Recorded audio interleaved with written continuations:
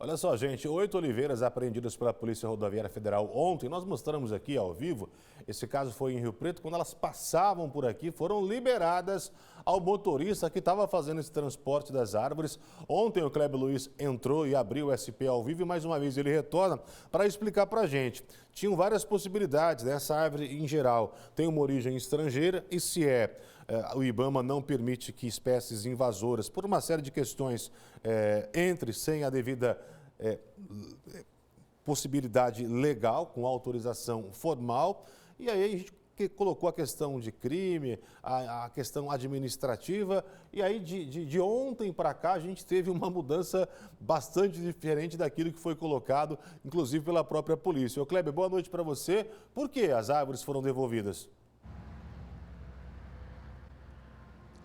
Boa noite para você, Nelson, para todo mundo que acompanha o SP Record. Uma ocorrência inusitada, né? Diferente, não é comum aqui na nossa região, por isso, inclusive, demandou também um esforço muito grande da Polícia Rodoviária Federal e de outras instituições aqui para entender de fato o que estava acontecendo e dar a devida destinação, já que são árvores centenárias, além do valor financeiro agregado, tem um valor histórico, um valor cultural e também, né, para o meio ambiente imensurável. Então, por conta disso, essas árvores elas foram retidas ali na base da Polícia Rodoviária Federal. O homem ele foi ouvido durante ali a ocorrência, depois encaminhado para a sede da Polícia Federal aqui de Rio Preto, porque, como você disse, para esse tipo de transporte, quando as árvores vêm de fora do país, precisa de um laudo sanitário, né, para demonstrar que não tem ali nenhum problema com essas árvores ou até mesmo com a terra que envolve ali a raiz, já que elas vêm para serem replantadas aqui no país, para não trazer nada de fora, nenhuma praga,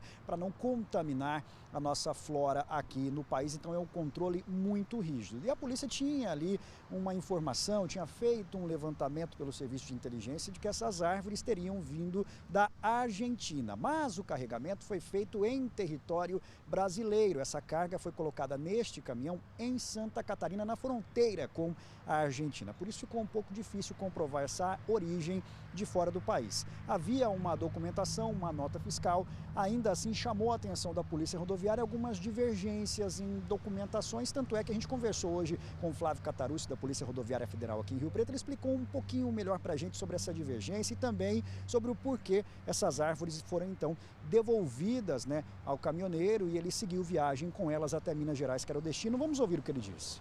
O que chamou a atenção da Polícia Rodoviária Federal na abordagem era a rota que o caminhão estava fazendo.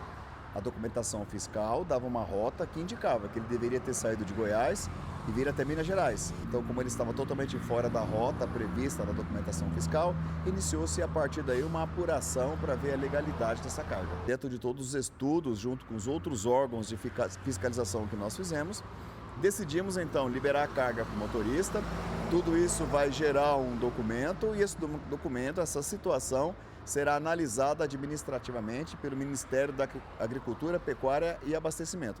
Posteriormente, se for constatada alguma situação ilícita, isso vai demandar um inquérito policial para apuração posterior. Para não constranger mais o motorista e até para não colocar em risco a vida das árvores que ele estava dentro do caminhão, nós decidimos liberar o motorista. Pois é, então justamente para preservar essas árvores, como eu disse inicialmente, por conta do valor histórico delas e até mesmo por uma questão ambiental, elas foram liberadas, né, foram levadas para Belo Horizonte, como foi dito aí, inclusive pelo Catarussi, né, o comprador que consta ali na nota fiscal já foi identificado, o motorista também, então agora tudo vai ser apurado. Se alguma irregularidade for comprovada durante essa investigação, eles serão responsabilizados, mas por hora, por precaução, para evitar prejuízos que depois não poderão ser reparados, essa carga então foi liberada para seguir viagem. Chamou a atenção essa discrepância aí entre o que constava na nota fiscal e o percurso que ele realizou de fato, né, o trajeto que ele percorreu. Não podemos afirmar que é o que aconteceu neste caso, mas a polícia diz que chama a atenção porque muitas vezes essas notas elas são utilizadas uma, duas ou três vezes. Elas são notas quentes, notas que existem, que de fato foram emitidas, mas ele faz o primeiro transporte na rota que consta nesse documento, depois esse mesmo documento ele é utilizado para outros percursos, né? Então isso chama atenção, é algo que vai ser apurado também pela polícia para saber se não é o que aconteceu neste caso, né? A gente não pode aqui afirmar, mas é uma possibilidade, já que é uma prática muito comum, infelizmente, tendo em vista que essas árvores elas não têm número de série, não tem lote. Então ele coloca ali, é a mesma espécime ali de árvore, né? Então acaba sendo transportado muitas vezes utilizando documentos que foram emitidos para outras cargas. Mas nós vamos seguir acompanhando, porque, como eu disse, foi uma ocorrência que chamou bastante atenção. Nelson, volto com você. Exatamente, e abre, né, a possibilidade de investigações futuras por parte da própria Polícia Federal e outras polícias também, para entender como isso tem saído de determinados locais, entrado aqui, qual que é a origem, né, qual que é o foco, já que a gente percebe que não é a primeira vez que a gente vê esse tipo de movimentação. Kleber, obrigado pela sua participação, a gente segue aqui, tá bom? Agora, o fato é o seguinte, né, uma pessoa que paga R$150 mil em uma única árvore, com certeza, né, é uma pessoa que tem posses. Obviamente, a polícia vai tentar chegar para entender qual que é o objetivo disso, se é a primeira vez, será que realmente é o destino final? A pessoa que vai ali ter um destino final para essas árvores? Ou se faz parte de uma rede que continua encaminhando e transportando? Não sei. Vamos aguardar para ver o que acontece.